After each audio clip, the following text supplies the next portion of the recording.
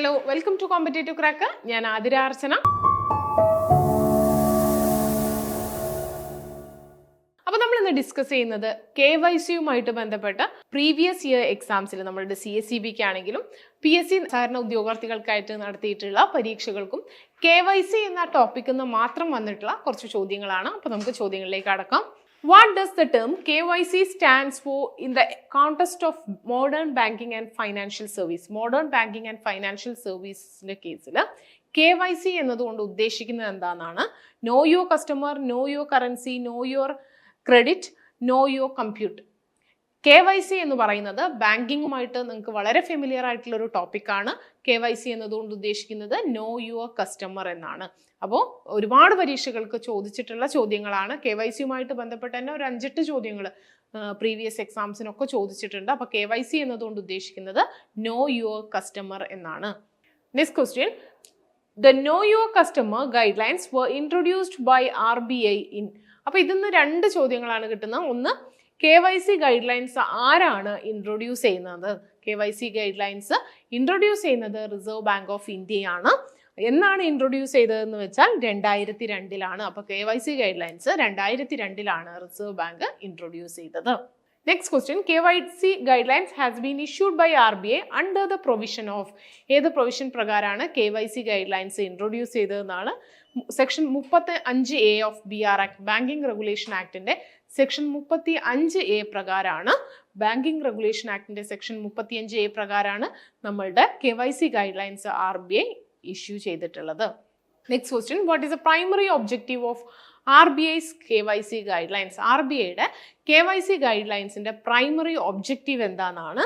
Primary objective എന്ന് പറയുന്നത് to prevent money laundering and financial fraud.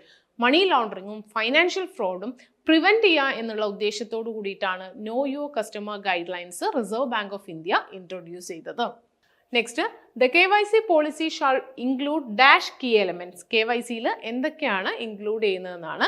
KYCയിൽ main ആയിട്ട് include ചെയ്യുന്നത് customer acceptance policy, risk management, customer identification procedure and monitoring of transaction. ഇത് മൂന്നും ഈ KYC ഗൈഡ്ലൈൻസിൽ include ചെയ്തതാണ്. അപ്പോൾ ആൻസർ വരുന്നത് option D, all of these ആണ്. Next, what is the minimum age for an individual to be eligible for KYC as per RBI guidelines? RBI guidelines പ്രകാരം KYCയിൽ eligible ആവാൻ ഒരു ഇൻഡിവിജ്വലിന് മിനിമം ഏജ് എത്രയാണെന്നാണ്. KYCനെ സംബന്ധിച്ചിടത്തോളം minimum age എന്ന് പറയുന്ന ഒരു കാര്യം അതിലില്ല. അപ്പോൾ നോ ഏജ് ലിമിറ്റ് ആണ്. കാരണം കസ്റ്റമറുമായിട്ട് ബന്ധപ്പെട്ട കാര്യങ്ങൾ അപ്ഡേറ്റ് ചെയ്യുക എന്നുള്ളതാണ് ഈ KYC നോ യുവർ കസ്റ്റമറുമായിട്ട് ബന്ധപ്പെട്ട കാര്യം എന്ന് പറയുന്നത്. അത് ഫിനാൻഷ്യൽ ഫ്രോഡും അതുപോലെ തന്നെ അങ്ങനെയുള്ള മണി ലോണ്ടറിങ് പോലുള്ള കാര്യങ്ങൾ പ്രിവെൻറ്റ് ചെയ്യാൻ വേണ്ടിയിട്ടാണ്. അതിന് ഏജ് ലിമിറ്റ് ഇല്ല.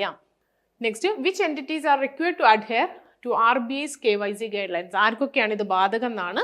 നമ്മളുടെ ഇന്ത്യയിൽ ഓപ്പറേറ്റ് ചെയ്യുന്ന എല്ലാ ബാങ്കുകൾക്കും ഫൈനാൻഷ്യൽ ഇൻസ്റ്റിറ്റ്യൂഷൻസിനും ഈ KYC ഗൈഡ്ലൈൻസ് അപ്ലിക്കബിൾ ആണ്.